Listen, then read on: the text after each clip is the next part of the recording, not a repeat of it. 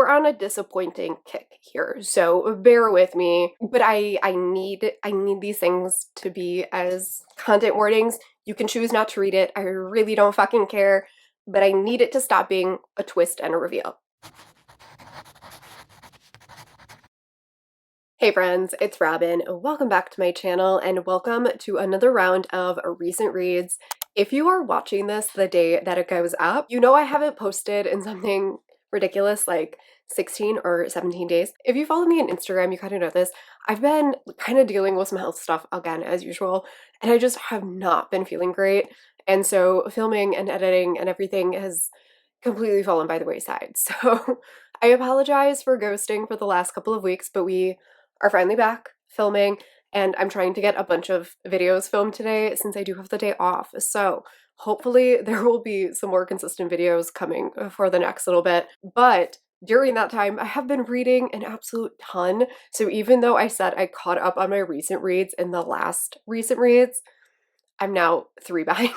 So there's going to be a lot of recent reads coming because I've been reading a whole ton of books. So let's get right into it because I have 10 more books to talk about. This is a pretty vast range of ratings. I have some DNFs, I have a 5-star, I have everything from books I really didn't like to books I absolutely loved. So buckle up for kind of a roller coaster recent reads. Let's get right into it. The first book that I tried to read was Freehand by E.M. Lindsay. This was a book I had started during the Trans Rights Readathon, and I ended up DNFing this at like 40%. And I do want to mention there is nothing wrong with this book. I didn't hate this book or anything like that. I just wasn't connecting to the story. And at that point, it was kind of like towards the end of the Trans Rights Readathon, and I wanted to try and get another book in. And since I wasn't loving this one, I decided rather than push through and like give this a lower rating than it deserved, to just kind of put it down and start something else. This is an author that I still want to give another try. I know Mariah from Mariah Reddit absolutely loves this author, and so I do want to give them another try. This one just, for whatever reason, wasn't working for me. It wasn't badly written. It wasn't a bad romance. I just felt absolutely nothing about this book, and it was unfortunate because this had really good rep in it. We had a deaf main character, we had a queer couple, it's written by a non-binary author, and I wanted to love this and didn't. So maybe I'll come back to this one, maybe I'll try a different book by them. I'm not sure, but it just, for whatever reason, this one didn't do it for me. And then unfortunately, the last book that I read for that readathon was Sunset Springs by Case and Calendar, and I gave this one 2.5 stars. I I was left at the end of this book so mad because this is not a romance, okay? Like, this does not have an HEA in it, like, at all. Like, it doesn't. Like, you cannot convince me that this was an HEA. So this is following our main character who is returning home after losing their job, and they never really wanted to come back to this small town since leaving their small town. They have since transitioned, and so our main character feels like he is going to not enjoy his time here. It is a very conservative small town. He's worried about being dead named. He's worried about like the questions and the comments. While he is back home, he ends up reconnecting with someone that he knew in high school, and the two of them end up striking up a friendship slash romance. And what bothered me so much about this book is the way that this starts and ends is essentially the same place. And nothing in the middle ended up mattering because our characters didn't really grow throughout the book. It was just like this thing that happened and then it was done, and there was no real happy for now or happily ever after. And I was left feeling like, what was the point of this book? It was unfortunate because I've heard such good things about this author, and I really liked the writing in here, and I liked the audiobook because this is an Audible original, and so the production of these is always really great. The narrator was great. What was the point of this book, and why giving romances that don't end in an HEA? Because, like, they're not together, but, like, are they together? I don't know. Were they together at the end of this book? I have no idea. We're on a disappointing kick here, so bear with me. Faye Princess by Nikki Zinkro. This was the fourth and final book in the Lost Boys series. Is that what it's called?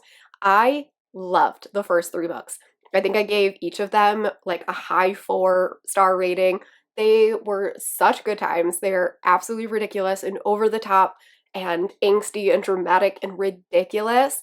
And this one was such a disappointment. I ended up giving it 3 stars, which is probably a little bit generous because I know a lot of my friends DNF'd it and I had to spoil it for them because they didn't want to read it. But what happened to these characters? Like, what happened here? Absolutely nothing happens in this book. This entire book is just Pan walking around moping and everyone else planning for a big battle that ends up happening in like a page. The reveals were so ridiculous. There was no like good times in here. There's like one sex scene in this entire book. There was none of like the ridiculous fun shenanigans that happens in the first 3 books. It was just gone. It was literally just you following Pan around as he moped and complained and the other characters worried about Pan walking around and moping. And I was just, it was such a bummer. It was such a bummer. There is a spin-off that is coming with the crocodile, and I'm tentatively interested. I really don't want another book with another darling, and I'm pretty sure it's going to be an MMF with Wendy. And I really don't want another book with another darling, so we'll see if I end up reading it or not. But 3 stars to that one. It was a bit of a letdown. But the biggest letdown was Highest Bidder by Sarah Kate. If you have followed me for any length of time, you know how much I love the Salacious Players Club. I gave, of the first 4 books, I gave 3 of them 5 stars. I'm giving this book like a 2.5. Here's the thing. First of all, it has nothing to do with the age gap or anything like that. Do I think that this couple would make it? No, absolutely not. Our heroine is gonna wake up in like 10 years and he's gonna be old and wrinkly and she's gonna be like, mistakes happened. But I was on board. You know, I can enjoy a romance and not think that they are forever. That's fine. What really bothered me in here was the ending. Okay, look, can we agree in the year of 2023 to at least put surprise pregnancy and surprise baby as a fucking content warning? Like, dear God. And it was hinted at. It was hinted at the whole time. And I kept thinking, like, Sarah Kate won't do that, right? She wouldn't. She wouldn't do that as a way to bring our couple back together, right? And she did it. Because here's the thing, it's not, I can read a surprise pregnancy if I know that I'm going into that book with it being a surprise baby. I think it's Another by Fiona Cole. Enjoyed that one. It was a good time. But when you use a surprise pregnancy as a twist or as a way to bring the couple back together, I am pissed every single time. So in this one, our heroine at the end is like, oh my God, I must have a stomach bug. And I'm like, come on, can we drop that? Because no reader at this point is like, oh my God, she has the flu. We're all like, dude's pregnant, like, right? Like, we know this little trick at this point.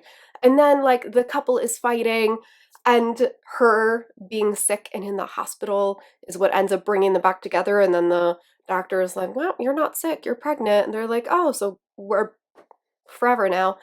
And I just, I was so mad.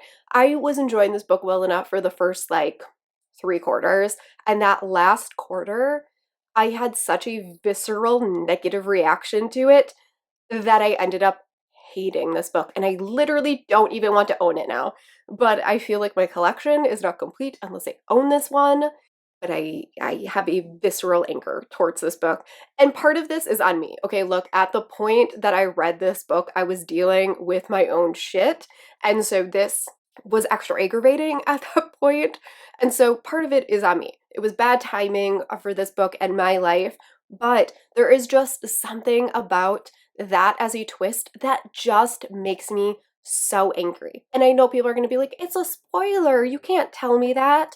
I don't care. If you think that that's a spoiler, you can just unsubscribe from my channel. I don't care because pregnancy, I am sorry, but it can be so fucking triggering for people.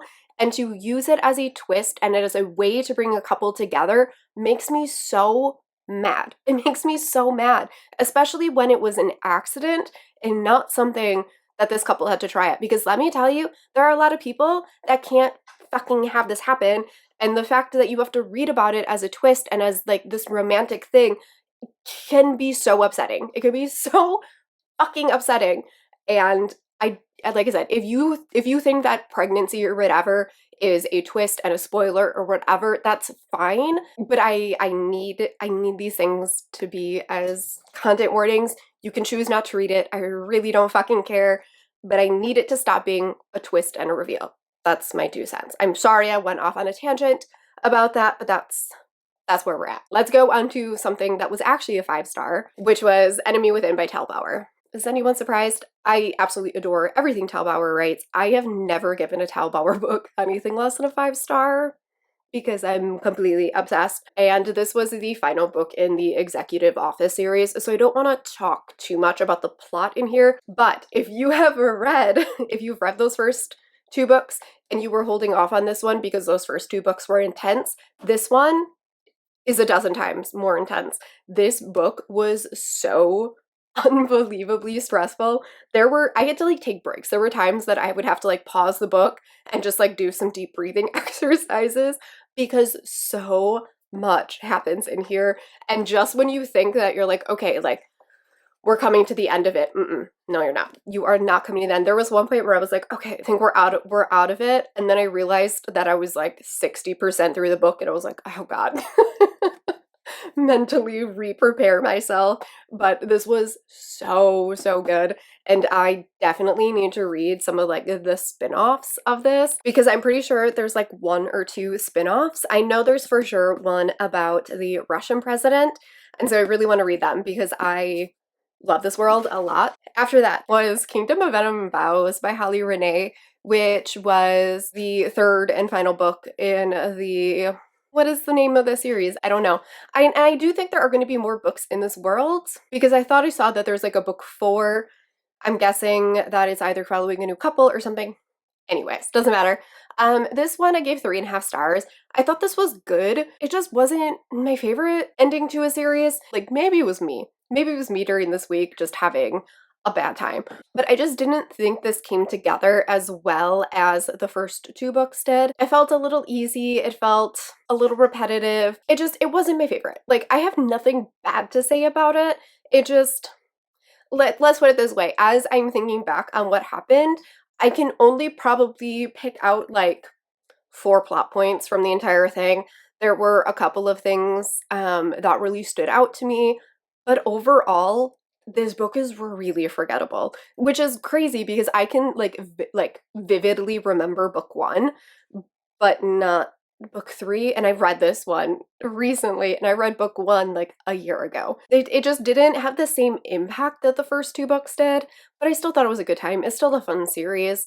Then I read Against the Clock by Brittany Kelly. I believe this is a debut indie romance. This was a sports romance, a hero falls first sports romance. Our heroine is a newscaster. She is not a sportscaster at all, but she is doing a article on the cheerleaders and about how poorly cheerleaders in the NFL and things like that are treated. And so she is at the game to like kind of get like footage and things like that. And there is a quarterback who is like at the end of his career. I want to say he's like 35 or 36. And so everyone talks about him like he's on death's door, like he is this geriatric guy. And he goes to scramble and he realizes that somebody is like coming for him. He's like, oh fuck, like I don't want to get hit again. Like my shoulder sucks.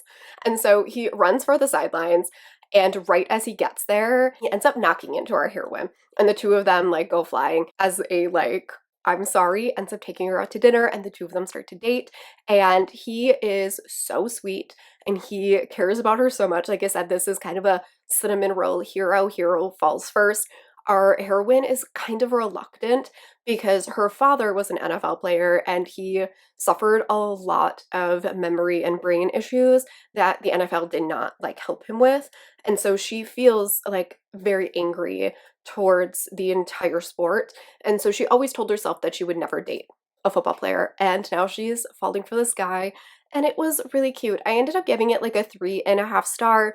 There were a couple of like little things in here that again are so nitpicky. Every time I see this line, I swear to God, I dock a star off. But if I see the line blah blah blah and the feminism left my body, I'm docking a star off of your book because I don't care what the fuck is happening in your mutual consensual sexual relationship that is completely and utterly unrelated to feminism.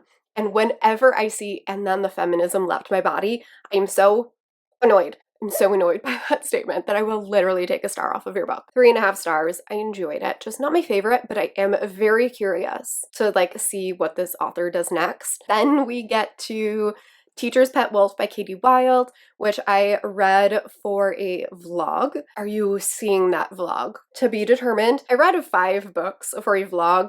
The concept of the vlog was to read 5 books that I knew absolutely nothing about.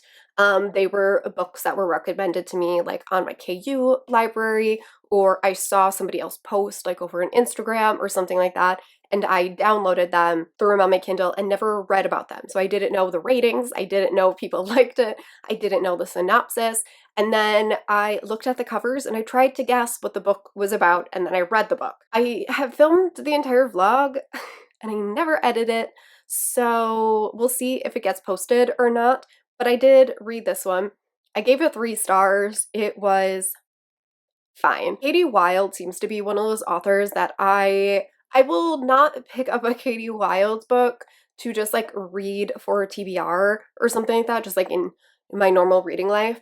But I think that she would be a really good author for readathons because her books are really short, but there's something to them. Like they tend to have like really unique ideas. This is the same author that did Evil Twin, where it was like a really fun villain romance. It wasn't like an all-time favorite or anything like that, but it was a good time. I feel like this is an author that I would definitely gravitate to if I was doing like a 48-hour readathon or something like that, because it's a very easy, fun read without being too much too heavy, but with a little bit more to it. This didn't do anything particularly for me, so 3 stars. And then Stiff by Stephanie Nicole Norris, I ended up DNFing at 40%. I'm very curious to read more from this author, and I am actually considering reading book 2 in the series because I really, really loved the idea and setup for the story. So this is following our heroine who is a very successful businesswoman, but she needs to let loose a little bit.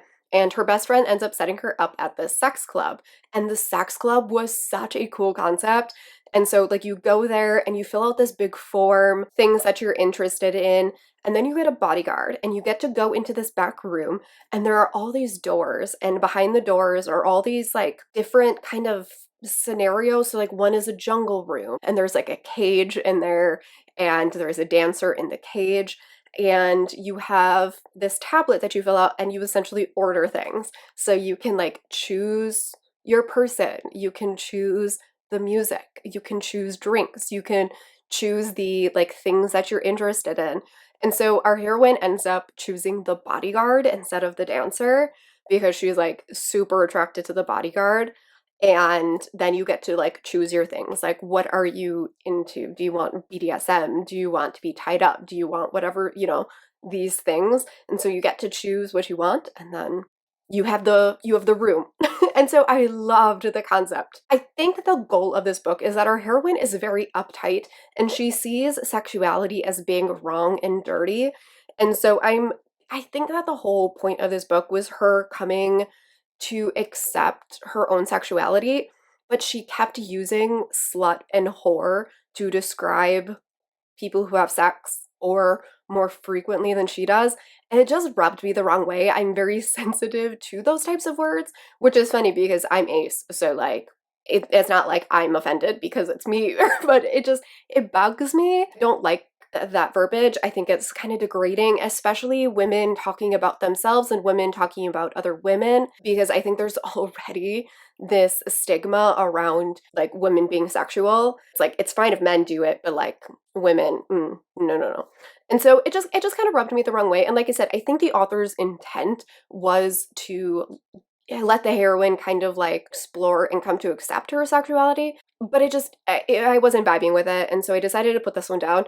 But there are more books in the series, and so I'm kind of considering picking up the next book to see if I like it more, because I'm assuming it's following like another character that we met. Let me know if you've read this series, if you liked book 2 more, or if I should just pick up like a different series or something from this author. So the final book was Mind to Possess by Nalini Singh, which is book, oh god, 4 in the Side Changeling series. Is that how far we are? Yeah, book 4 in the Side Changeling series.